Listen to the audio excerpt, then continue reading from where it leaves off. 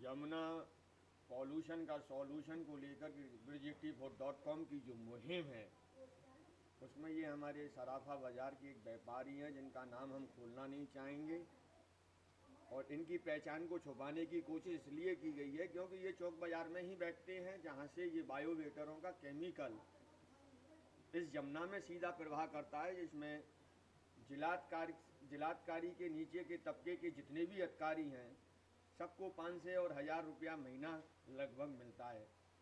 क्या आप हमें ये बतलाएंगे कि ये जो बायोवेटर का जो केमिकल पानी है, इससे यमुना जी में मिलाने से आदमी के जीवन में कुछ फर्क आता है? साइनाइड जो पोटास आती है, इसकी एक सुई चबाने से आदमी के शरीर में अगर चबा दिया है तो ख़त्म हो जाता है। ऐसी 40 किलो पोटास बायोवेटर के काम होने के बाद जो खराब हो जाती है वो जमुना नालियों में फेंक दी जाती है। वो सारा पानी नालियों में के द्वारा जमुना जी में जाता है। इस प्रकार जमुना जी में प्रदूषण हो रहा है।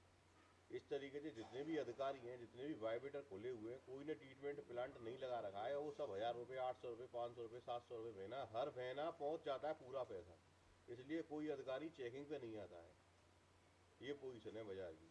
जितने भी ढोल लगे हुए हैं सब में पोटास काम में आती है। वो पोटास सारी जमुनाजियों में फेंके जाती है। और कम से कम 500 किलो सोडे का तेजाब, 500 किलो गंधक का तेजाब, जो कि खराब होने पर जब नाली में भा दिया जाता है, वो सारा पानी जमुना जी के अंदर पहुंच जाता है। वो आदमी के शरीर पर दुष्प्रभाव पैदा करता है। वो जल आचमन जो करते हैं उससे उनको हानिकारक जबरदस्त होता है। परदेसी आते हैं, गुजराती आते हैं, बाहर के आते हैं, लेकिन जमुना प्रदूषण के नाम पे जो पैसा पास होता है और जो ट्रीटमेंट प्लांट लगे हुए हैं, उन ट्रीटमेंट प्लांटों को वो चलाते तो है नहीं। उनका जो पैसा आता है उस पैसे के उस माल को बेच देते हैं और सब पैसे को खा जाते हैं। ये तो है मतरा की कार्रवाई। और डीएम साहब इस बात पे बिल्कुल ध्यान नहीं देते, ना एसडीएम साहब देते हैं।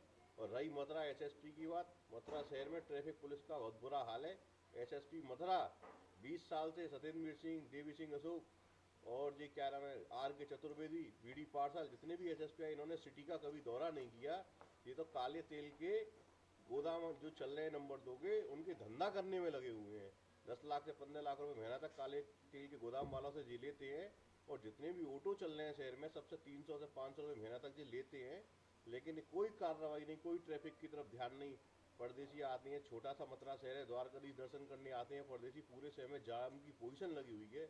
लेकिन एसएसपी कभी दौरा नहीं करता। चौक बाजार में जो सिपाही खड़े रहते हैं, डी गेट पे जो सिपाही खड़े रहते हैं, भरतपुर गेट पे जो सिपाही खड़े रहते हैं, वो अपना पैसा लेके 20 रुपये, 50 रुपये, 100 रुपये वो गाड़ियों को ले लेके शहर के अंदर घुसे चले जाते हैं।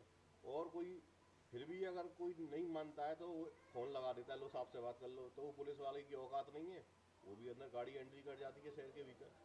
ये है मतरा की पोजीशन। एसएसपी ने कभी दौरा नहीं किया, डीएम ने कभी दौरा नहीं किया। जो बायोवेटर जो चल रहे हैं, तमाम नंबर 2 के काम हो रहे हैं। इस प्रकार की ये पोजीशन है ब्रज की हमारी की।